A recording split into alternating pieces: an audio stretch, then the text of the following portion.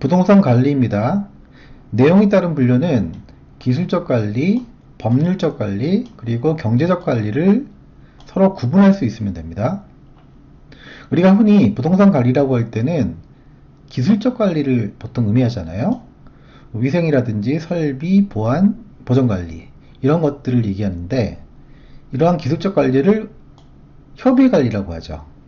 한편 광의 관리는 이러한 기술적 관리 외에 법률적 관리와 경제적 관리를 포괄합니다. 법률적 관리는 법률적 하자의 제고와 예방을 위한 관리로 계약 관리, 조정 관리 이런 것들이 포함되고요. 경제적 관리는 해당 부동산의 수익을 극대화하기 위한 관리로서 회계, 수지, 인력 관리 이런 것들이 포함되죠. 부동산 관리에 관한 설명으로 옳은 것은 1번 부동산의 법률 관리는 부동산 자산의 포트폴리오 관점에서 자산 부채의 재무적 효율성을 최적화하는 것이다. 아니죠. 이거는 법률 관리가 아니라 경제적 관리라고 했잖아요. 2번 부동산 관리에서 유지란 외부적인 관리 행위로 부동산의 외형 형태를 변화시키면서 양호한 상태를 지속시키는 행위다. 아니죠. 유지는 말 그대로 소극적으로 유지하는 거잖아요. 따라서 적극적으로 변화시키는 게 아니에요. 그래, 틀렸어요. 3번 건물관리의 경우 생애주기 비용 분석을 통해 초기 투자비와 관리 유지비의 비율을 조절함으로써 보유기간 동안 효과적으로 총비용을 절약할 수 있다. 이 지문에서 생애주기 비용 분석 뭐 이런 게 뭔진 모르겠지만 전반적으로 그럴듯하잖아요. 일단 3번 질문이 맞는 것 같아요. 먼저 다른 질문부터 봅시다. 4번 시설관리는 시장 및 지역경제 분석, 경쟁 요인 및 수요 분석 등이 주요 업무다. 이런 업무들은 시설관리가 아니라 경제적 관리죠. 5번 자산관리는 건물의 설비, 기계 운영 및 보수, 유지관리 업무에 한한다.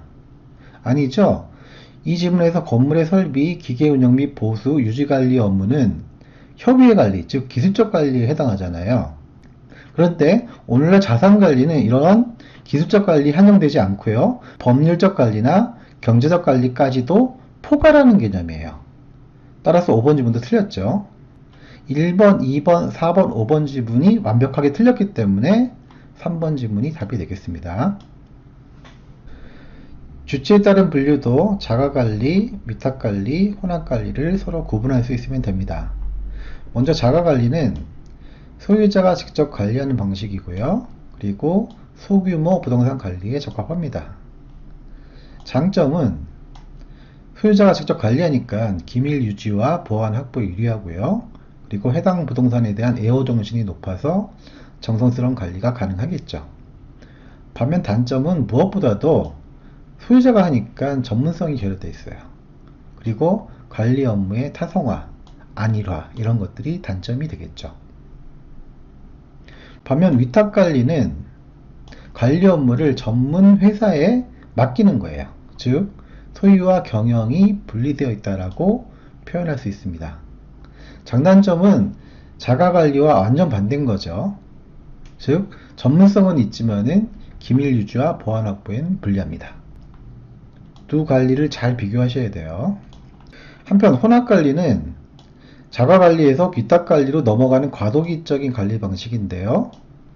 두 방식의 장점을 혼합한 방식이에요. 주로 기술적 관리를 위탁하고요. 경제적, 법률적 관리는 직접 수행하죠. 단점은 관리가 이원화되어 있기 때문에 갈등이 생길 수 있고요. 그 다음에 책임 소재가 불분명해지는 단점이 있습니다. 다음 설명에 모두 해당하는 부동산 관리 방식은 보기에서 기밀 유지에 유리하고 전문성이 낮다. 이것만 보더라도 자가관리 또는 직접관리임을 알 수 있어야 돼요. 5번이 답이죠. 다음 설명에 모두 해당하는 부동산 관리 방식은 이 문제도 마찬가지죠. 관리의 전문성은 있지만은 기밀 유지가 어렵다. 뭐죠? 위탁관리 방식이잖아요. 부동산 관리에 관한 설명으로 틀린 것은 1번 위탁관리 방식은 건물관리 전문성을 통하여 노후화의 최소화 및 효율적 관리가 가능하여 대형 건물의 관리에 이용하다. 그렇죠? 위탁관리 방식은 전문성이 있으니까 대형 건물 관리에 이용하다. 키워드가 이런 것들이죠. 2번, 토지의 경계를 확인하기 위한 경계 측량을 실시하는 등의 관리는 기술적 측면의 관리에 속한다. 그쵸? 측량은 기술적 관리죠.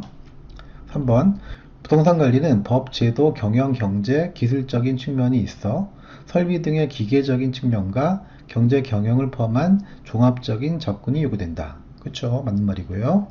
4번, 자치관리 방식 또는 자가관리 방식, 직접관리 방식이라고 하죠.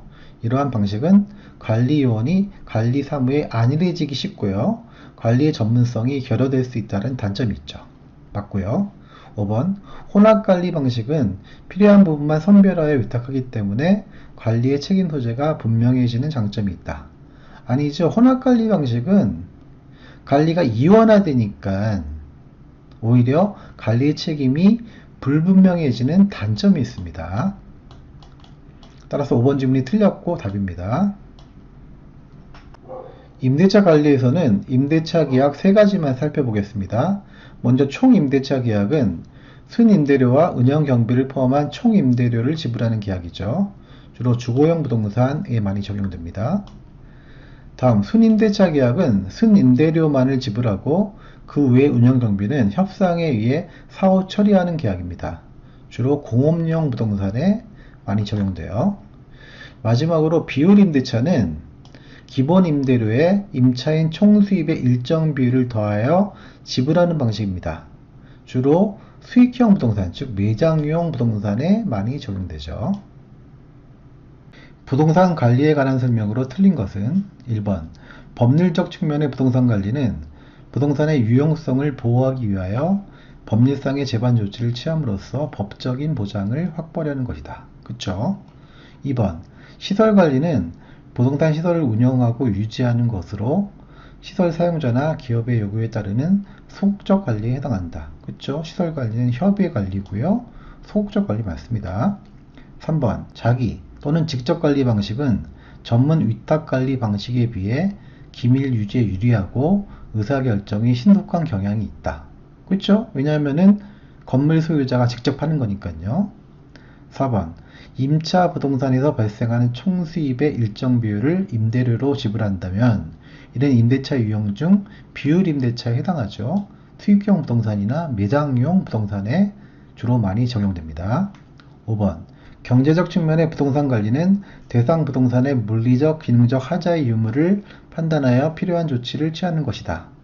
아니죠. 물리적, 기능적 하자 발견해서 필요한 조치를 취하는 것은 경제적 측면의 부동산 관리가 아니라 기술적 측면의 부동산 관리죠. 따라서 5번이 틀렸고 답입니다. A회사는 분양면적 500제곱미터의 매장을 손익분기점 매출 이하이면은 보기에서 손익분기점 매출액은 5천만원이죠. 이렇게 5천만원 이하의 경우에는 기본 임대료만 부담해요. 기본 임대료는 분양면적 제곱미터당 6만원입니다. 한편 손익분기점 매출액을 초과하는 매출액, 즉 5천만원을 초과하는 매출액에 대해서는 일정 임대료율을 적용한다고 했어요. 즉 10%를 적용하는 거죠. 이렇게 추가 임대료를 가산하는 비율 임대차 방식으로 임차하는데 향후 1년 동안 A회사가 지급할 것으로 예상되는 연 임대료를 구하는 문제죠. 먼저 예상 매출액부터 구해야 되죠. 분양면적당 20만원이니까 20만원에다가 분양면적인 500제곱미터를 곱해주면 총 매출액은 1억원이에요. 따라서 손익분기점 매출액이 5천만원이기 때문에 손익분기점 매출액을 초과하는 매출액도 5천만원이 되겠죠. 1억원에서 5천만원 빠지니까요. 자, 그러면 임대료를 계산해 보면은 5천만원까지는 기본 임대료 적용한다고 했잖아요. 즉 분양면적당 6만원만 내면 돼요. 즉 6만원에다가 500제곱미터를 곱해주면 3천만원입니다. 손익분기점 매출액인 5천만원까지는 이 3천만원을 내야 된다는 뜻이죠. 반면 손익분기점 매출액 500만원을 초과하는 매출액, 즉 5천만원이죠. 이 5천만원에 대해서는 10%의 임대료율을 적용한다고 했잖아요. 따라서 5천만원에다 10%를 곱해주면 500만원이죠. 이 3천만원과 500만원을 더한 게 바로 연간 임대료가 되겠습니다. 따라서 답은 4번이죠. 임차인 A는 작년 1년 동안 분양면적 1000제곱미터의 매장을 비율 임대차 방식으로 임차하였다. 계약 내용에 따르면 매출액이 손익분기점 매출액 이하이면은 기본 임대료, 즉 분양면적 제곱미터당 5만원이죠. 이렇게 지급하고요. 이를 초과하는 매출액, 손익분기점 매출액을 초과하는 매출액에 대해서는 일정 임대료율, 즉 5%를 적용한 추가 임대료를 기본 임대료에 가산하도록 한 거예요. 그런데 작년도 연 임대료로 총 5,500만원을 지급했대요. 이 경우 해당 계약 내용에 따른 손익분기점 매출액은, 즉 손익분기점 매출액을 구하는 문제네요. 먼저 총매출액부터 구해야죠. 총매출액은 분양면적에다가 30만원을 곱한 거, 즉 30만원 곱하기 1000제곱미터는 3억원, 3억원이 총매출액입니다. 지문에 따라 가지고 손익분기점 매출액까지는 기본 임대료를 낸다고 했으니까 이 5만원에다가 분양면적 1000제곱미터를 곱하면 5천만원입니다. 즉 5천만원이 기본 임대료인 거예요. 그런데 작년에 연임대료로 총 5,500만원을 지급했다고 했으니까 이 중에서 5천만원이 기본 임대료고 나머지 500만원이 초과 매출액에 대한 임대료인 거예요. 아셨죠? 이해하셔야 됩니다. 즉 초과 매출액에다가 이에 해당하는 임대료율 5%를 곱한 것이 500만원이라는 거예요. 아셨죠? 그러면 초과 매출액은 500만원을 5%로 나누면 1억원이 됩니다. 이제 손익분기점 매출액 구할 수 있죠? 손익분기점 매출액에다가 초과 매출액 1억원을 더한 것이 총매출액 3억원인 거니까 손익분기점 매출액은 2억원인 거죠. 아셨죠? 답은 5번이네요. 쉽다.